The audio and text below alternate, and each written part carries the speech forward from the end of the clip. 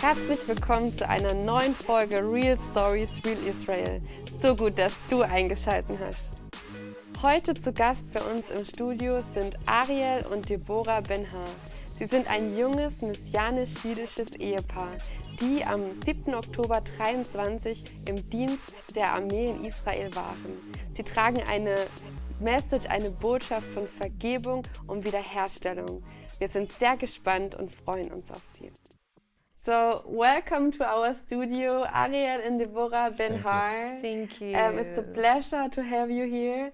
We are very excited for the interview. So, yes, would you guys tell us about yourself, who you are, and Yeah, sure. Well, I can start with the background of my family. They came from Moldova, actually. I have a Russian background. They did an aliyah. My parents came here with $200 and a suitcase of 2 violins. They are musicians. wow. And they moved here with nothing, not knowing the language, not knowing anything about the country. Just felt this calling to move to Israel, and they moved to Israel. After them being here for 6 years, I was born. So I born in Israel and grew up here. Moved a few houses here and there, but eventually came to live in a small village called Yated around the Gaza border. It's a 5 kilometer, it's a village that located 5 kilometers from the border with Gaza, 5 kilometers from the border with Egypt. We were there since I was 14, so grew up mainly my youth time I was there. And then after that, as time goes on, I went to serve in the army. I was a deputy commander of a team on a ship, Navy ship, inside, like around the border with Gaza. So fighting there, doing what I need to do to protect my land. And then after that, we've done half a year more of reserves later on after my service. And we are married today, thank the Lord. And we are married already a year and a half, and blessed. Good life, blessed life. yeah. Nice. Well, I'm Deborah. I was born in Florida in the US. My parents are mainly from Colombia, and we did Aliyah to Israel in 2007. Since then, it's been almost 20 years that we've been in Israel, and it's been an amazing couple of years. We've lived all around from the north to the center, but now currently we're in Jerusalem for the last almost decade. Mm-hmm. I'm part of 6 kids. I'm the 5th. We're 4 girls and 2 boys. It's been an amazing journey through that. I also served in the militaries and the military police. Mm-hmm. I was a commander actually for a prison. I was for a season, a women's prison, the military women's prison, and then I became a commander of basic trainees. And then we got married, and since then we've been doing a lot. Yeah. It's been blessed. Yes. Thank you. So the first question I have is, who is your favorite person in the Bible? Or you can also mention a book, for example, and why? Wow. I would say, I think I would say David from the Old Testament, because I really can relate with David. He's a worshiper. He has huge amount of courage. He's a leader.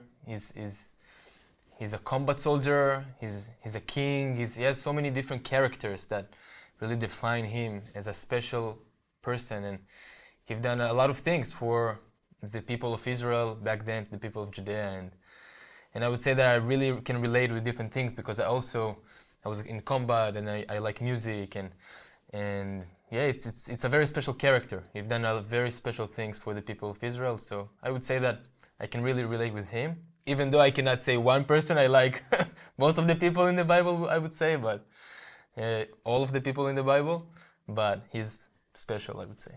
So, yeah. Good. Mm-hmm. Yeah. It's really hard for me to choose a character. Really? So I'm really happy you brought up a book. One of the books that's been on my heart and that I really, really love is the Book of Revelations. Part of the mission of this book is a call for awakening and a call for saying, listen, this is what's going to happen. Don't be surprised. And I think it's been on my heart because a lot of times we as a church has fallen asleep.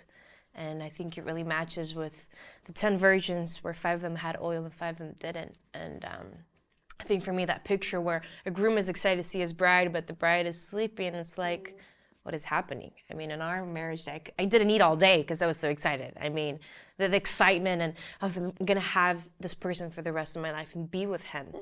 And to be with Yeshua, he's perfect. I mean, who wouldn't want to be with him for eternity?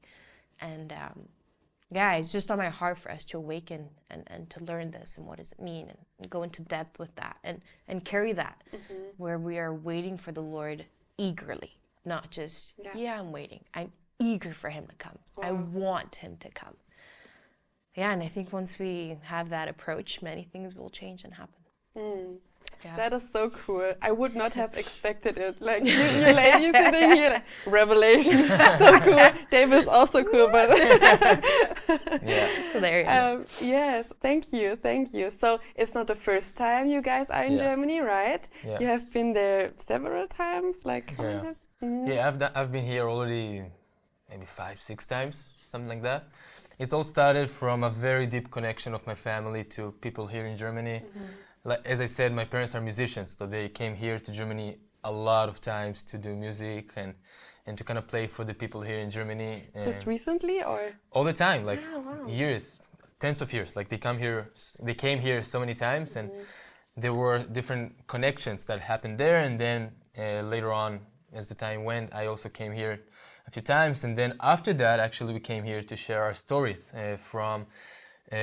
The first time I was here, like sharing something, was my testimony before the 7th of October. Actually, a week and a half before the 7th of October, I came here, shared my testimony of my life as being a person, a Jew that believes in Yeshua, living in Israel and in the army.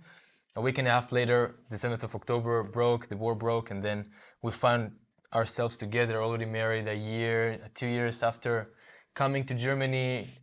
And traveling in different places in Germany, sharing our story from the war, from the 7th of October, and bringing our message to the people of Germany. I love Germany, we love Germany, and we have people here that are like uncles to my family and a real family to us. So I love the people of Germany, and this nation is amazing. So this is why we've been here a few times and hope much more. Yeah.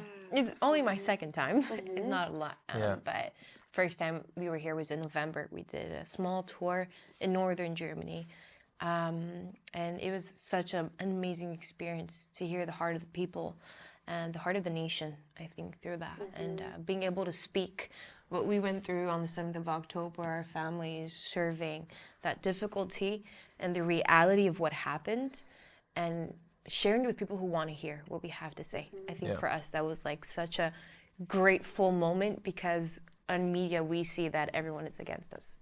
We see that no one is for us. We feel very alone in that battle, especially in the social media battle. We've lost it. And I think for us to come and meet people who are saying, like, we've been praying for you, like, we're here for you and we love you, and supporting us through that has always been like an encouraging of like, wow, we are not alone. There's people here that are with us, and that has been amazing testimonies. I mean, life transforming. And we haven't been the same since that visit. Wow. Yeah. Deborah, you also have German roots, right? How is that? How does it come? So my grandpa, his name is Simeon from my mom's side. My family name is Wagner, which is Wagner. And part of the story basically is that his father, which is my great-grandpa, he was part of the government. He was a Nazi. And when he found out he was Jewish, he decided to take his family, his kids, and escape to Spain through a train. And then later on, I'm not sure how they got, whether it was through a boat or something, but they were able to travel to Colombia. And it's always interesting for me to hear that and say, like, how the Lord, made a full circle. And now we're here as a Jewish person who did Aliyah to Israel, who's Jew who believes in Yeshua, with German roots, and how the Lord kind of fixed that and did a beautiful end circle with that. Wow. Yeah. Wow, that's amazing, really. So you guys are living in Israel. You grew up in Israel, right? Yeah. So how was it for you to be a believer in Yeshua and being a Jew? How does it come? How did it come, and how is it like for you? Wow. Growing up in Israel, I would say that it really depends also where. Well, depends with the people that are around you, because if we would say the ultra-Orthodox people, let's go to one extreme. So the ultra-Orthodox, they don't count you as a Jewish because you believe in Yeshua. So you kind of gave away your Jewishness. Okay, this is what they believe. From the other hand, if you go to the another extreme, the atheists, well, they don't care. You can believe in whatever you want to believe. So they don't care that you believe in Yeshua. Well, believe in whatever you want to believe. So that's why I would say that it really depends where you're living. So I moved a few houses throughout my years. We lived in a more religious village once, a more Jewish village one time. That was a little bit more challenging because they are not necessarily believing in what you believe. So it's a little bit more hard, but you know, comparing our lives, let's say, to Nigeria, where there is such a big persecution now with Christians, nothing compared to what we went through in Israel, nothing. Well, they would say I'm not agreeing with you, but it's not persecution. So in general, I would say amazing. Being a believer in Yeshua in the country that he was walking in, going to the Sea of Galilee and traveling in the country and going in the streets of Jerusalem and understanding that your Messiah was here, it's incredible. So for me, it's amazing, and I'm a very happy Messianic Jewish, and yeah, but again, it depends where. Depends where you live, depends where you're surrounded with, but it's, in general, great. Like, nothing bad happening to us. Yeah. So how did you come to faith? Is it like you grew up in a believing family, or? Yeah, both of us grew up in a believing family. Both of my parents came to faith when they were 16, separate. My parents got married when they were 17, so they came to faith when they were 16. You said we will wait a few more years. Yeah, it was like that, 2 months. So they got married when they were 17, and they were 16 believers, and then they got to know each other 16 and a half, got married 17, met Aliyah in 20, and grew up to this mentality of a good home, a good house, amazing parents, amazing family. But as we all coming to the age of 13, 14, we trying ourselves, and we as men, sometimes we need to crush our head in the wall sometimes. So I've done my season of I came out of the faith for a season, being totally in the world, doing my things, stupid things for 4 years. And then actually after 4 years I started to understand I need to understand what is happening with my life. And I actually went to the desert seeking God for a few weeks, like back and forth. I bought a car in like 100 euros, something broken, took it to the desert because I was living near the desert, driving there every day, seeking for the Lord. And I found him actually in the desert, and I kind of repented in the desert for my life, for these 4 years of being an unbeliever. Since there, I'm a full believer in Yeshua and a believer in God, and yeah, it's amazing. So, yeah. Yeah, I mean, Sorry, I think that I would add that, as he mentioned beforehand, there's not persecution for you to be a Jew that believes in Yeshua, but it's a weird combination for them. I mean, when you share about it, they're like, oh, so you're Christian. No, I'm a Jew that believes in Yeshua. Oh, in Jesus. Like, yeah, but I'm a Jew, you know? And it's like, how can you be both? Yeah. For them, they don't connect that Yeshua is a Jewish man, walked on earth in Israel, and was born in Bethlehem. For them, it's a weird combination. So I just wanted to add that part. But I grew up in a believer family, just as he mentioned.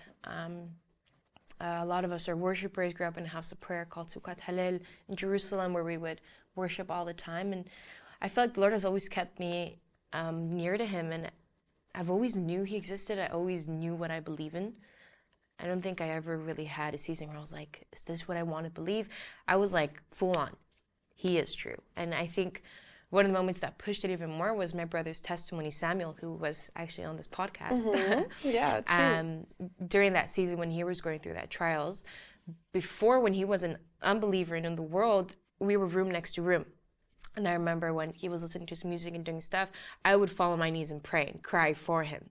So for me, it was a season of like, God, I know you, but I want to know you more so that my brother will know you, you know? And I had like this eagerness. And then when he got sick and with the military and the hospital, I would do night watches, meaning I was there all night watching over him and caring for him.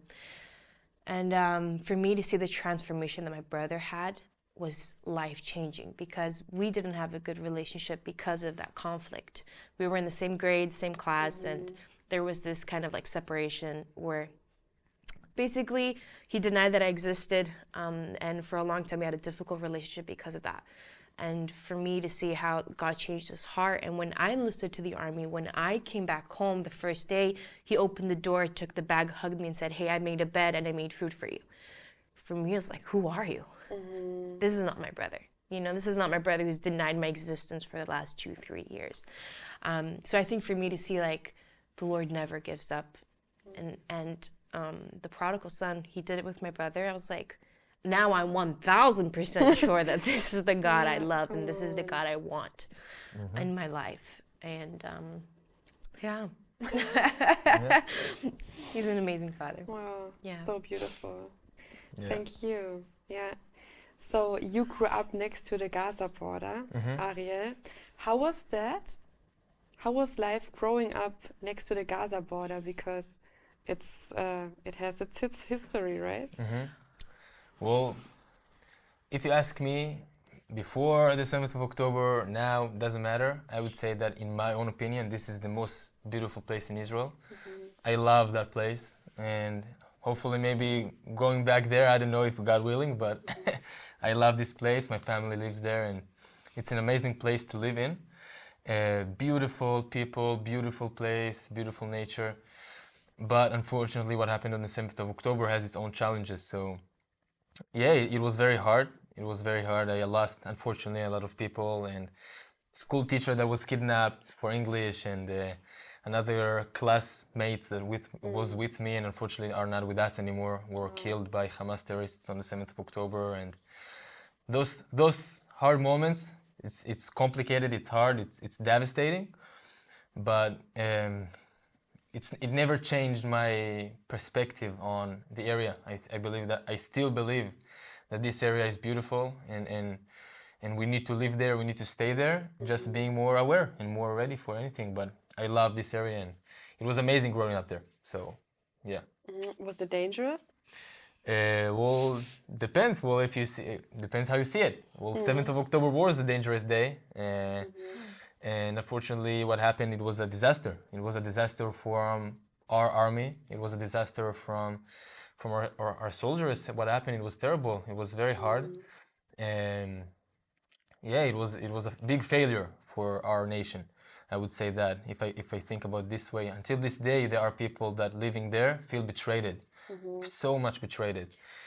Well, even though these feelings, even though those hardships, we have a country that we need to protect. We have a home that we need to protect, a family that we need to protect, and this is our home, so we need to protect it. And even though it has its own challenges, it's amazing. I was as a 14, 15-year-old. Walking, driving around with my friends in the desert there, doing campfire in the nights, and then having amazing stories and amazing times. You need to be smart, you need to be ready, but yeah. So the 7th of October, it was a failure. It's not always like that. Not at all. Well, for example, now, I feel more secure there than in Jerusalem. For example, we have so much army there. So I feel more secure in that area than in Jerusalem. Depends how you see it. Depends how you look at those things. Walking here in the streets of Germany can be dangerous. You can walk outside and a bus can crash you. It all depends how you see life. And I believe that our life is amazing and our home is amazing. So, yeah, this is what I think. Yeah. So, October 7th, now we are in 26. You guys have been very, you were in your 20s, right? Yeah. Early 20s. And so how was October 7th for you?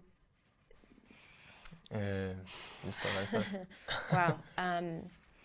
On the 7th of October, I was in duty. I was in service. I was in transitioning to becoming a commander of basic trainees. Specifically that day, we were coming back from the north, back home to Jerusalem.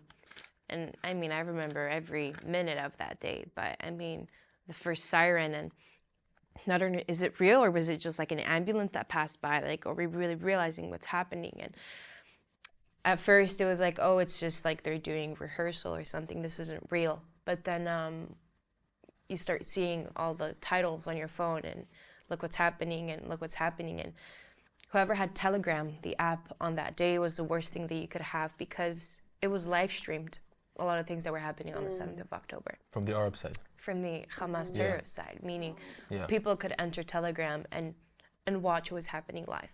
And there's things that I wish I wouldn't have seen, you know, and the moment we had the siren, we turned back, we went back to the home, and we just sat down. And I remember sitting with my brother Samuel, and I was like, what's happening? Like, is this real? Like, did war break out? And he's like, no, like, it's fine, it's routine. Like, we've had missiles before from Gaza. This is just routine, don't worry, this isn't anything. I was like, no, Samuel, I feel like something is happening. Like, this is siren after siren after siren after siren. Like, we've been an hour here sitting, and we open the news, and there you see it, a war has broken out.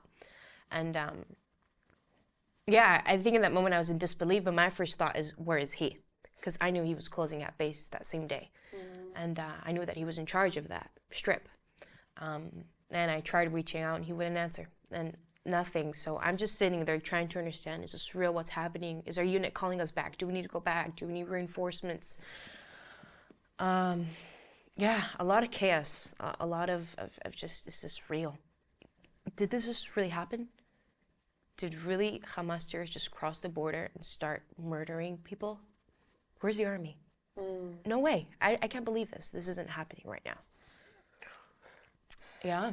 Since then, it's been a journey, a real journey. And serving later on, my unit was in charge of also building temporary prisons because we didn't have space in our civil prisons anymore for all the Hamas terrorists that were captured.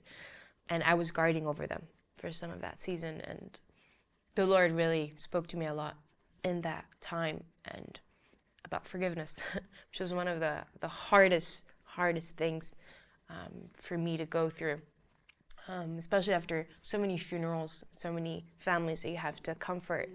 And then 17th of December when his friend got killed in battle, and then the Lord's talking to me about forgiveness and about love your enemies and pray for those who persecute you. I was like, no, this can't be realistic what you're asking me to do.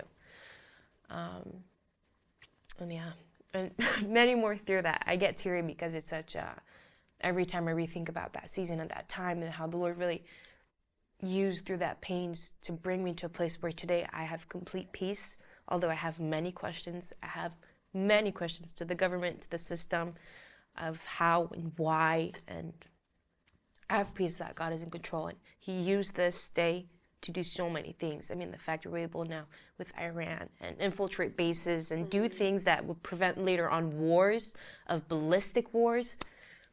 For me, it's like, you knew that this was going to happen, Lord, and you used what the enemy meant for evil, and you turned it for good. Yeah, that's in a very compact. Yeah, you were serving at the prison at this time, right? Yeah. Okay, it's like, did you face something there, or? Yeah, I did. It was, basically I was in charge of their daily routine. Most of them are handcuffed and they have blindfolds, except the translator, because we can't speak Arabic, so we speak with them in English. We call each other captain, we don't call each other by name, so that's how you have communication-wise. And it's daily routines, giving them food, giving them time to shower. I definitely had some uncomfortable situations there. I don't think women should be in that position, just because I don't think we should mentally be seeing things like that.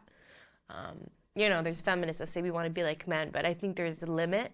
We are a lot more sensitive, and we have a lot of feelings and emotions that men know how to switch when it comes to mission. I'm in a mission right now. I'm switching it off. I have to do what I have to do. I have to protect, I have to save, I have to serve. Yes, I can do that, but to a limit, because there's like this empathy that you want to show to the other side. And I was kind of torn between, do I feel pity for them or they deserve it? I mean, they should get punished, they should get judged. But how does that punishment come? Do I bring that judgment? Do I hurt them? Do I hit them? And is that okay? And the Lord really spoke to me through that, because there was a scenario where one of the prisoners lifted his head through his blindfolds, and he looked at me, and one of the captains got really angry, and he started shouting at him, put your head down, and he wouldn't listen. So he called him forward, and he started with the handcuffs. When you hold them in a specific position, if you push them hard enough, you can break a person's wrist. It's very, very painful. And he started pulling down on the cuffs of the man and screaming at him, "Don't you ever do that, don't you ever do that."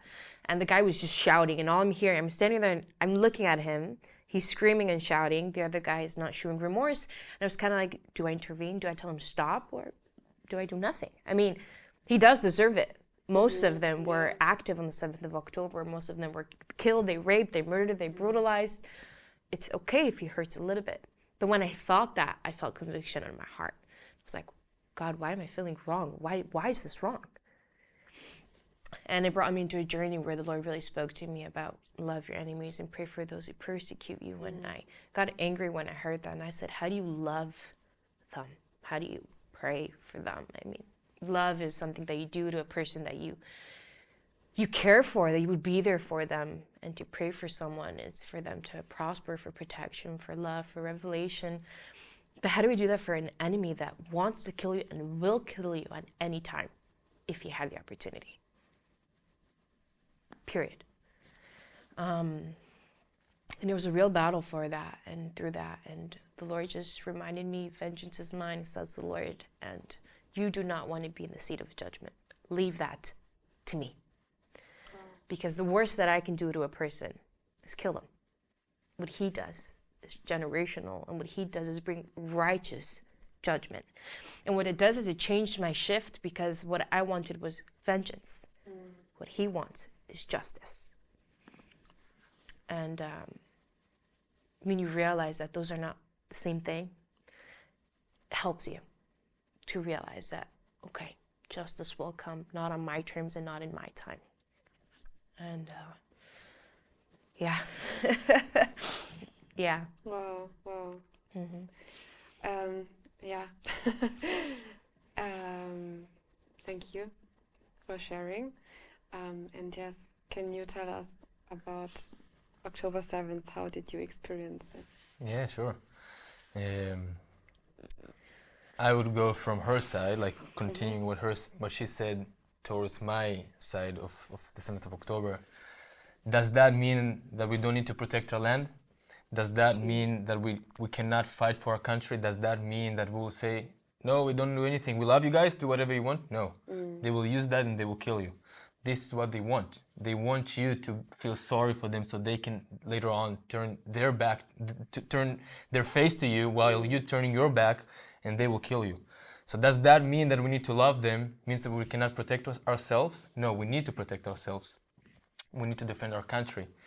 But the forgiveness side, it's more for us, for our souls, for our hearts to come to a place where we can move on.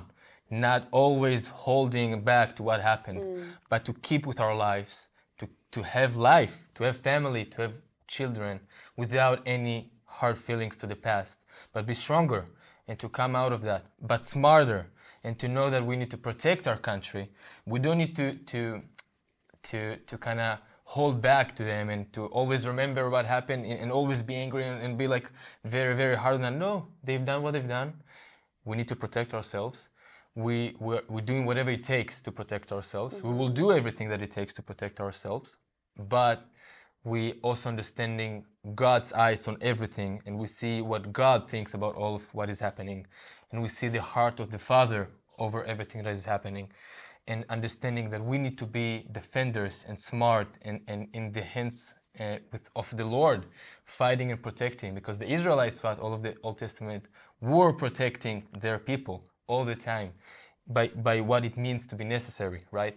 So we need to love them because they are the creation of the Lord, but we don't respect what they believe in. We don't respect their faith. We don't respect their character. We love them because God loves them. We love and we forgive because this is the heart of the Father. But I do not respect what they've done.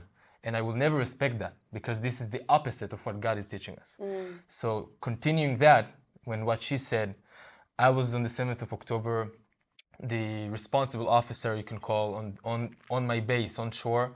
As I mentioned before, I was a deputy commander in the Navy, and on the unit that protects Gaza border from the sea. It's a small. It's not like you imagine a Navy unit with huge ships. It's a very small ship with a very small team that does special operations by protecting the border. So on the 7th of October, I was at the base. It was a chaos. Around 6 in the morning, there was sirens and rockets and a lot of mess. And it was Saturday, so it was very, very, very terrible. A funny fact, most of the wars of Israel happened on Saturday because the enemy knows that Saturday is a holy day for the Jews. So they use that. They use that day because they know that it's holy for us. It's important for us because God wants us to rest on that day, right? So on the 7th of October, when everything broke out, I was at the base. I was responsible for 10 soldiers and for the unit, to the ships, and for everything. Well, it's a long story, yeah, but I will make it short that after 2-3 hours. Take your time. Okay. So when everything started to move on, I was in the base. But again, in the beginning, when everything is happening, you don't really understand what is happening. You hear sirens. Okay, that's happening every 2, 3, 5 weeks. Okay, it's happening all the time. Especially for a man that lives near the border, sirens is something normal. So to hear those sirens, okay, like it will finish soon. Okay, but it's not finishing. It's like a siren after siren after siren, more rockets, more hits. You feel a heat. I was in Ashdod. It's a city, a few, I would say maybe 10, 20 kilometers from Gaza, something like that. Don't catch me in the numbers, but something around it. And it's not close, but it's also not far. So the rockets do get to that area. So you feel the target, you feel the hits, you feel the explosions, and it's just going on and on and on. So as a responsible officer in the unit, I need to start taking decisions. What is happening? What do I do? And how do I manage this unit, right? I call to the people that is responsible for the intelligence in the unit in every second of the day. And a girl picks up the phone, screaming to the phone saying, there is thousands of terrorists crossing the border right now. We are in the middle of the war. Our unit is fighting in the border with Gaza. And she hung up. Like, that was the call. Now, as a normal human being, probably you will panic, right? Like, what is happening? A war broke? Well, you can't. Like, especially me as a commander over everything that is happening over the situation. You need to stay calm. You need to be precise. You need to take decisions, right? So what I've done is I started to manage the unit. I started to make calls. I started to understand what is happening. Because it's Saturday, and also to explain better, because it's Shabbat, it's Saturday, so the IDF respects, honors the Shabbat, as it's written in the Bible. It honors the Shabbat. So half of the combat soldiers, most of the army, not most, but half of the army, let's say, pretty much, goes back to their families on Shabbat and rests with them and have a Shabbat dinner with them. They have their time, a family time. So half of the unit is on base, ready for anything to happen, but the other half is back home. Again, the enemy knows that, so he uses that against us, right? So on Shabbat, on Sabbath, on Saturday, all the units started to come back. The high generals, the high commanders, they started to pull the people back to the unit, saying a war broke out, we need to prepare the unit to go and fight. So I was managing all of that coming of soldiers and giving them missions to prepare the ships to go and fight. After 2 hours, I understand that my family is right there, right? My family is 5 kilometers from Gaza, okay? And there's thousands of terrorists now there, right there.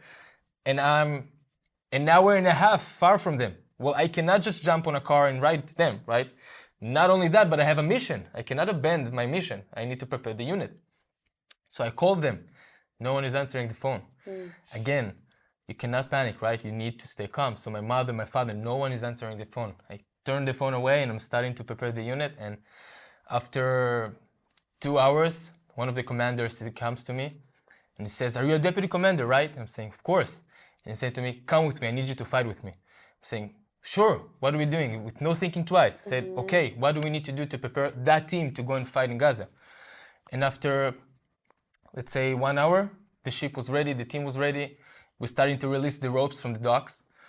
But then I understand that my family, I couldn't reach them for so long. And I call them again. To my mother, she's not answering. My father is not answering. I calling my sister. She answered the phone and she's saying that she got hit from a rocket that fell near her. All of her legs are full of blood and she's on her way to the hospital. Well, again, I'm on my way to a mission. So I cannot think about those things. It's very hard to explain what you are going through those moments because you need to take so hard decisions on a very quick time, and you need to decide very quickly what are you even thinking about, not only doing, but thinking about, because that will determine also what you will do later. So I tell her, Danielle, don't worry, everything will be okay, be safe. I'm going to fight, we'll be in touch when I'll be back. And I turn off the phone. But for the last time, on the same time that the ship is starting to sail towards Gaza, I'm thinking to myself, well, I need to call again to my family, because my sister, she said that she's on her way to the hospital, already almost there. It's an hour drive from my parents' home. She does not know what is happening there. She can't reach them as well. So I tried again to call them because I need to understand what is happening with family, especially before I'm going to fight now. I calling my brother, he answered the phone, and when he's answering the phone and I'm hearing what is happening on the other side before they start to talk, I hear rockets explode, sirens, gunshots, explosions, a war scene. Like if you turn your phone on a war movie, this is what I hear at that moment. And then I'm asking them, what is happening? Everything is okay? What is happening in the home? My mom is screaming from the other side, my father is panicking, my brother is crying, a chaos. And I'm asking my brother, Nathaniel, put me on speaker. And then I'm saying to my mom, Dad, Nathaniel, I'm going to fight now in Gaza. I love you guys, and I'll be back as soon as possible, and we'll be in touch. My mother starts screaming. Like, not only that she's hearing gunshots, and it's not our gunshots, it's the enemy's ones. And we can differentiate that, because they shoot automatic, and as much as they try to kill as much as possible. But we're trying to target specific people to try to prevent as much as possible civilian casualties, right? And you hear that, and I hear that. I hear AK-47 from the other side, not M4 as we have. And she's panicking, begging to me, don't go. I'm begging you, don't go to fight in Gaza. And again, you need to take a decision. I cannot tell my commander I'm not coming with you. But also you don't want to tell your mother that you're going to fight, right? So you need to calm her down. So I'm saying, Mom, don't worry, everything will be okay. I'll be back as soon as possible, everything will be all right. Be safe. And I hung up the phone, like that. For 2.5 days, I had zero clue what is happening with my family. Nothing. All I was doing is to protect the border between Gaza and Israel in the middle of the sea, doing different operations there to ensure our safety of our people, of our nation, knowing nothing what was happening there. And again, the enemy tries you. He's trying to pull your ropes, right? He's trying to play with your mind all the time. Your family will be dead while we'll be back, or your mother will be raped, or your brother will be kidnapped. Like so many thoughts going through your mind. But again, because of the Lord, He's trying all the time to put your heart in the right place and to protect your mind. And it was hard. You need to take a decision. Again, it's not only physical, it's so mental. You need to decide what are you thinking about. Not only what are you doing, but also what you think about, and that will determine what you will do and how good you will do your mission. And it was hard. So the 7th of October, it was a chaos. And what I'm saying now is like 5% of really what happened from my story, right? Because it's so much things that are going on. But again, when we're coming back, thank God I found after the mission, I come back home and I find that my family are safe and that everything is okay. But yeah, it was a hard days. My family are safe, thank God. My sister is okay, everything is okay. And as I said, that made us stronger. That what makes us much stronger than before. So today we're stronger. My family lives there, back in their home, happy, and does whatever it takes to protect our nation. So yeah, this is what I went through a little bit from the 7th of October. So we make podcast part 2, right? Wow. Yeah. I have no words. Like honestly, it's I cannot imagine. But thank you for sharing. It's so important, and I think also for us as believers, like this mindset. Like did you guys get prepared of that? Like, or did you prepare yourself somehow? How is it in the army? To prepare for what? For combat? Yeah, your mind, You don't train your mind, you train your body.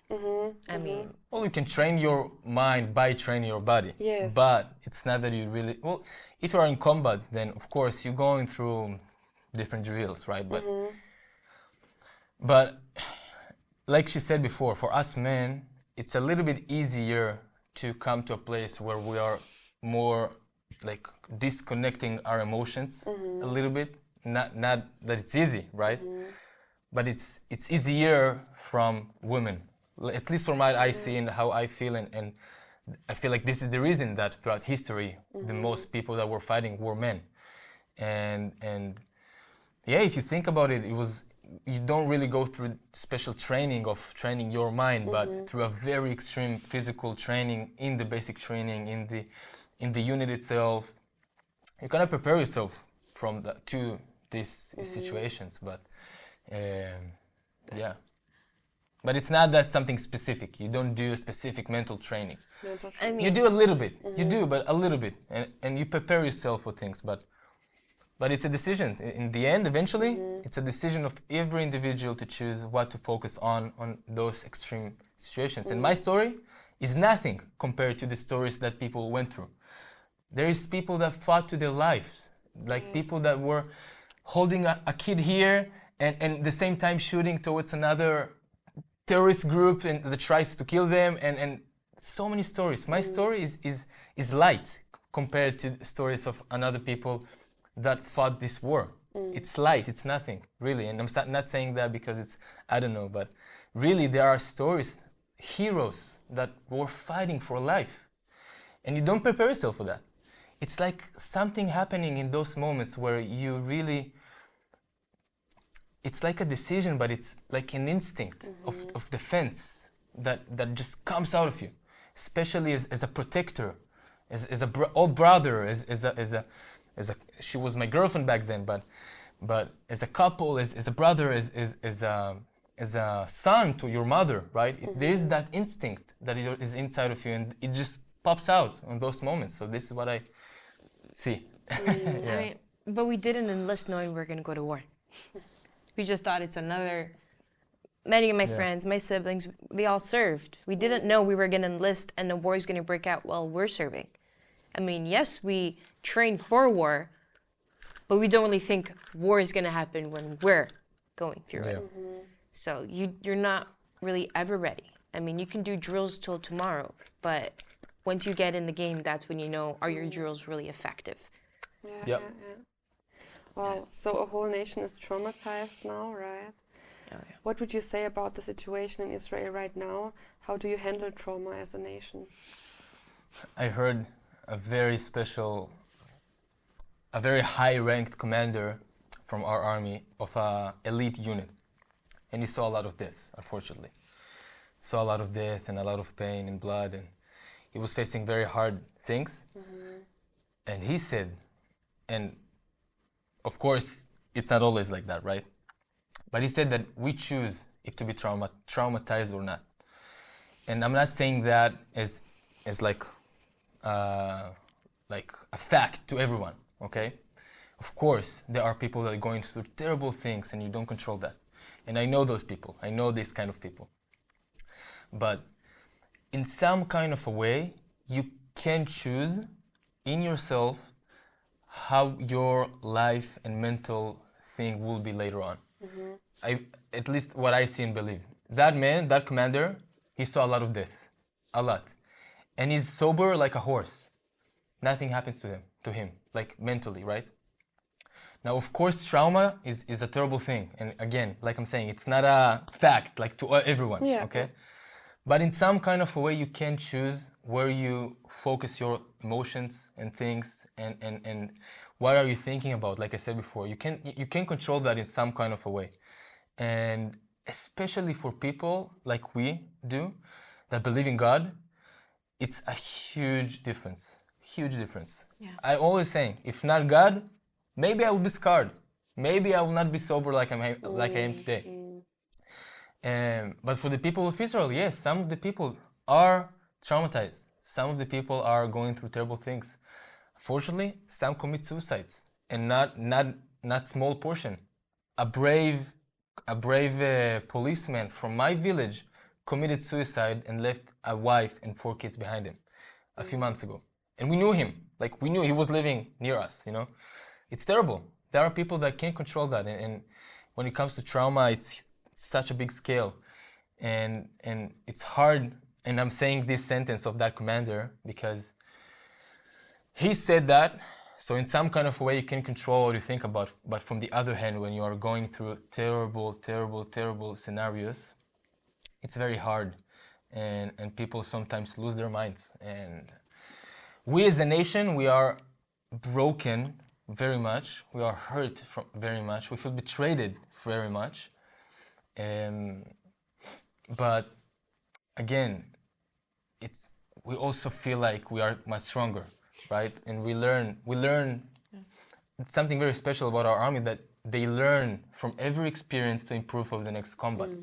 The war, the combat strategy that we have today is 180 degrees from what it was before.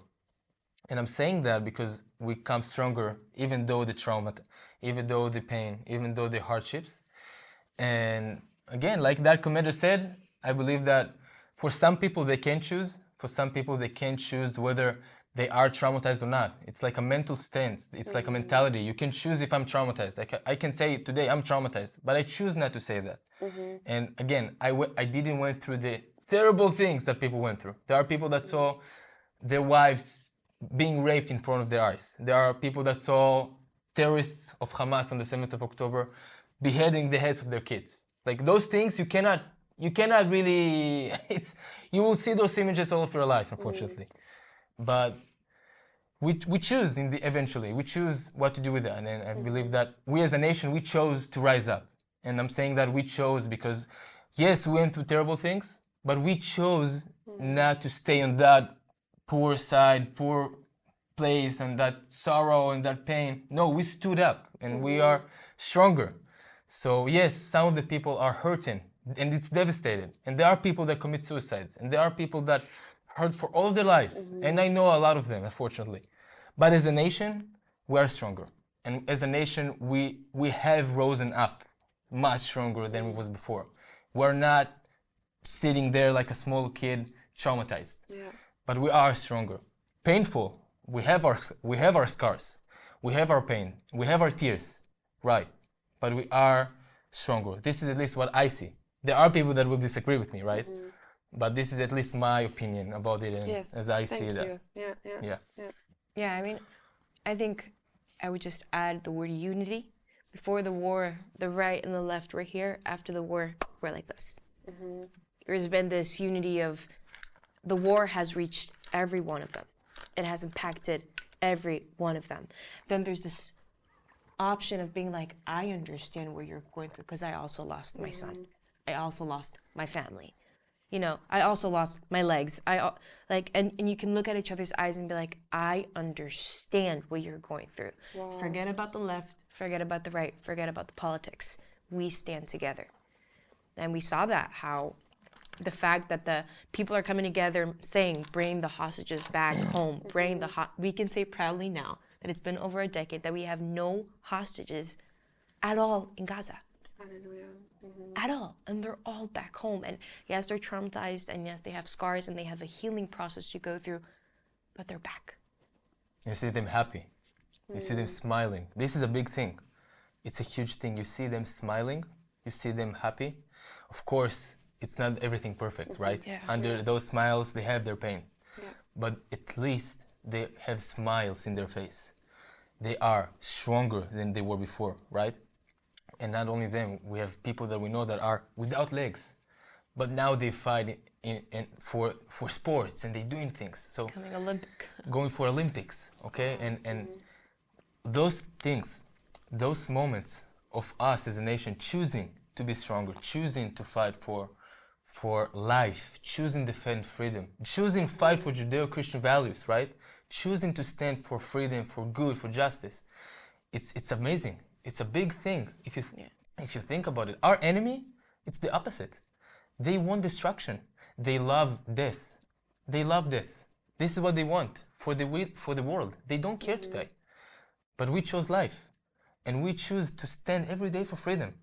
This is amazing, and it's incredible. You know, it's just to think about it. So, yeah, it's a big thing, and yeah. So this is what we see about it, but. Not meaning that it's hard, not hard. It is hard. but it is also from the other side. It's a very big thing. So, yeah. Yeah.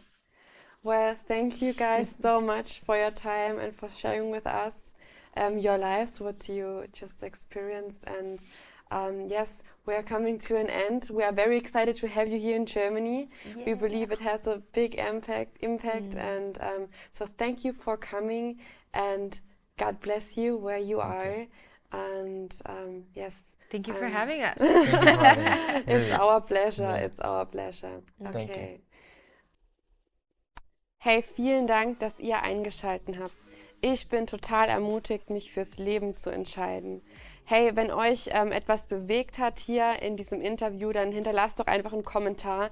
Bleibt mit uns in Kontakt. Wenn ihr es irgendwie auf dem Herzen habt, uns auch finanziell die Arbeit von Arise zu unterstützen oder mit uns ins Land selber zu reisen, dann könnt ihr unten in der Beschreibung einen Link finden, wie ihr das machen könnt. Wir werden auch einen QR-Code einblenden für die finanzielle Unterstützung. Und ja, ich verabschiede mich mit einem herzlichen Shalom.